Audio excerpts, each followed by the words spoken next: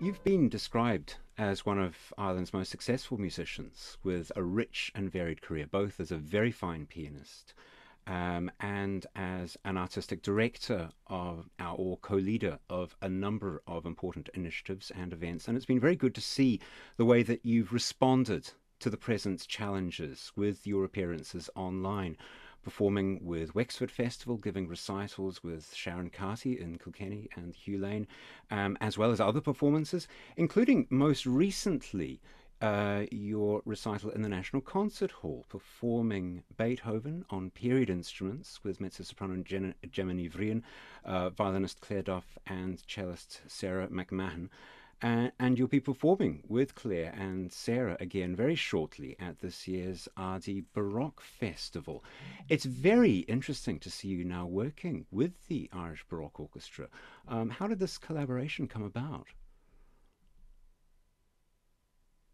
Well, it seems like a long time ago now, but it was back in the before the pandemic when I was talking to Peter Whelan and people in the Irish Baroque Orchestra. We were talking about Beethoven coming up, the big Beethoven year, and of course, well, first thing to say, of course, Beethoven wasn't a Baroque composer, but in the wider sense of the term, the Irish Baroque Orchestra is concerned with presenting music from earlier periods on instruments from those periods, as you know. So the idea came about that perhaps we could do something which would be on a Beethoven period forte piano, where we could try to recreate some of the sounds from that time. And we talked about all kinds of projects that I could do. We even talked about doing concertos with the orchestra. But eventually, after many, many iterations and then further iterations during the pandemic, these programs were devised, one for the National Concert Hall, which you mentioned, and the other for the Ardee Baroque Festival, which is coming out next week. And it was for me. I mean, I've done very little actually on period instruments over my career. I've only done one other project. 4 or 5 years ago, I did a tour with the Orchestra of the 18th Century, which is based in the Netherlands, and we performed one of John Field's piano concertos on a 1822 Broadwood, and we took that on tour, and that was my absolutely first sort of baptism into this world of performing on the forte piano, which I really enjoyed. It took less getting used to than I had sort of anticipated or feared. And so this time I came to it with a little bit of experience, but again, it was quite a different instrument. It was, if you like, even earlier. It's a reproduction of a Walter forte piano from the 1790s, I think. So it was, earlier, 20 years earlier than the other instrument, and therefore 20 years less developed in a sense. But to play this early Beethoven music, or mostly early Beethoven, on this instrument was absolutely, joyful and fascinating, and I really, really, really enjoyed it. I mean, I'm very curious about this. It's always interesting to see people who've spent a lot of time in perhaps one particular instrument world and then coming to performing on period instruments. It's these days it's more often that students sort of come up through the conservatory system playing period instruments from a fairly early stage, and so Mm. it's interesting to see someone like yourself uh, working back, as it were. So, I mean, my question is sort of as someone I'm sure who has very strong feelings regarding the sounds of even different makes and standards of modern pianos. I'm guessing that the touch and sound of a classical forte piano must have raised some very interesting questions for you. Mm, Um, absolutely. Yeah, and challenges too. Just getting to used to the thing. I mean, I did luckily have a few 3 or 4 days to get used to it because there are so many differences between it and the modern piano. Not just the vastly reduced sound in the sense of actual volume and resonance, but even the fact that the keyboard is shorter and that there are no pedals as such. Where you have to use knee levers to have the sustaining and to have the soft pedal. And the soft pedal was so incredibly effective that I hardly used it at all. So um, there were a lot of things to get used to at the start, and you have to slightly adjust your touch, in the sense that the keys are slightly narrower as well. So there are little, but I think you can get used to these things very quickly. I don't think it's the same leap as to play a harpsichord. I think if I were to try and play a recital on a harpsichord, that would be that would take me. I'd have to, actually go and study and hibernate for months and months and months. But to go from the modern piano to a 40 piano is not quite that same leap. And it thrilled me, I have to say, just to hear this sort of transparent sound and to feel that I was getting closer to Beethoven's sound. And there were many passages where I felt this was more suitable because, accompanimental passages that might become a bit overpowering or overbearing on a modern Steinway, when you're accompanying, say, an instrument like the cello, which is in the lower register, were easier to balance on a 40 piano because, of course, the sound is lighter and more transparent. And there were a lot of moments like that where I felt this is really, in a way, yes, more authentic. And perhaps, when I go back to playing on a Steinway, that I'll try and remember some of those things, and it might inform my performances on modern piano as well. That's very interesting.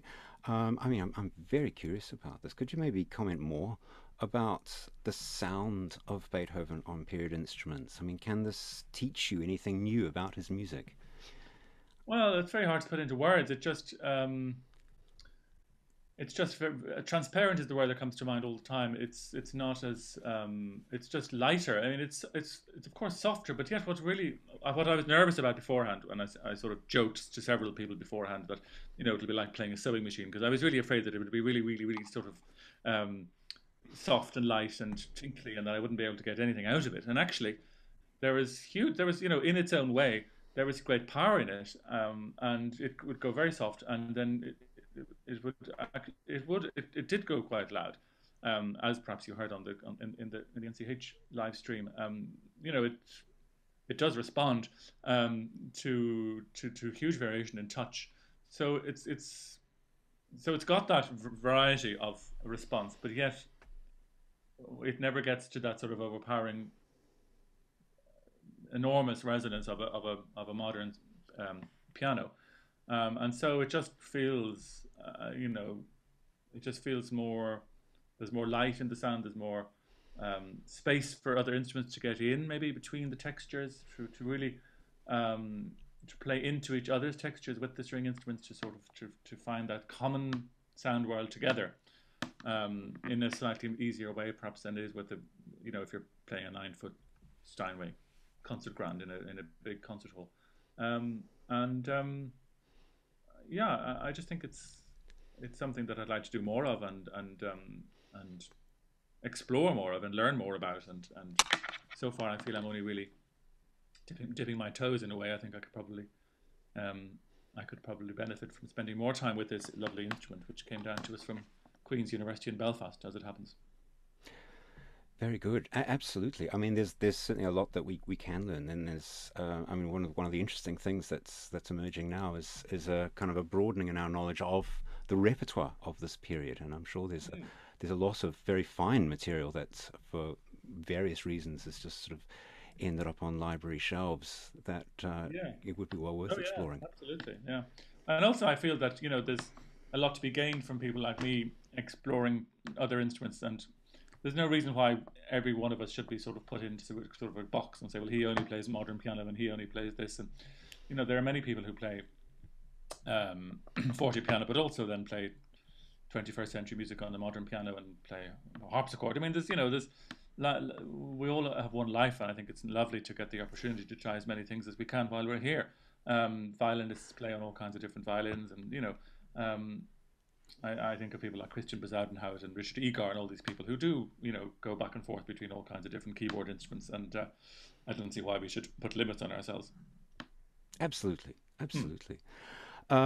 So this week or this coming festival, you're performing Beethoven's F major cello sonata, his Opus 5 number 1, the D major violin sonata, Opus 12 number 1, both of them Beethoven's first sonatas in each Hmm. instrument, and then the piano trio Opus 11, the wonderful Gassenhauer trio. Yes. It's a very attractive program of Oh, it early is. Yeah, Beethoven. it really is. It's got this incredible freshness to it. I mean, these early string sonatas are just, the word fresh is just perfect for them. They're just full of energy. There's this the young Beethoven in his youth, before any of the difficulties came his way, and they're just carefree, and they have beautiful, beautiful melodies. I mean, the opening melody of the Allegro of the first cello sonata is just so full of freshness and charm, and the variations then, of course, in the second movement of the violin sonata are absolutely beautiful. The again, the sort of carefree energy of the finale of the violin sonata. It's just, it's wonderful music. The trio, as you say, is also a great piece, very light-hearted. The last movement is again, and I've been playing a lot of Beethoven this year, and I just keep coming back to these variations. Everywhere you look, there is theme variations, whether it's in the Opus 111 Sonata, which I played a lot, or whether it's in these early works or works in between. The number of themes and variations that man composed, and they're all just so inventive and so beautiful. And in this trio, in the finale, he writes a very short version of this very short theme, which is a very sort of cheeky, simple theme from one of the Gassen, or one of the back streets of Vienna, which is simply "Pria chi impegno."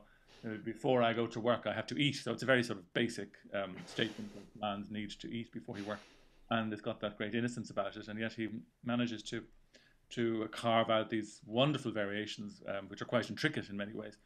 And it's just huge fun to play, because there's a lot of jokes back and forth between the instruments, and conversations, and one variation is all solo piano, and then the next one is the two other instruments, and then we come together again, and it's just a constantly changing landscape. Originally, of course, written for the clarinet instead of the violin, and actually I've played it a lot with clarinet, and I don't think I've ever played it with violin before, so that was that was interesting. Tremendous. Certainly looking forward to that. It's interesting to see this being performed within the context of a Baroque festival, though. How do you see it fitting into what they do? Well, it's my first time to ever play in a Baroque festival. That's great. Well, like I said earlier, in connection to the Irish Baroque Orchestra, I mean, I think we need to take this term in the loosest sense, in the sense of period performance. I think you could call it, for this year, the Irish, or the Ardee Period Performance Festival, because really what they mean, I think, by Baroque is that they're looking back into the past and how music would have sounded in the day of the composer, and that's what we're trying to do here with Beethoven. We're not trying to suggest that he was a Baroque composer, but of course he was inspired by Baroque, as every composer after the Baroque period was. But really, as I say, it's a loose interpretation of the word, and I think it's really just an attempt to recreate the sound world. Absolutely. No, I think it's absolutely correct to see this in as wide a sense as possible, and as you say, I mean, there are all sorts of possibilities here. Yeah. And I look forward to obviously seeing this performance when it comes out. Okay. Thank you again. Enjoy Thank your you. day. Yeah. Have a great day. All Thank the you. best. Bye bye now. Bye bye.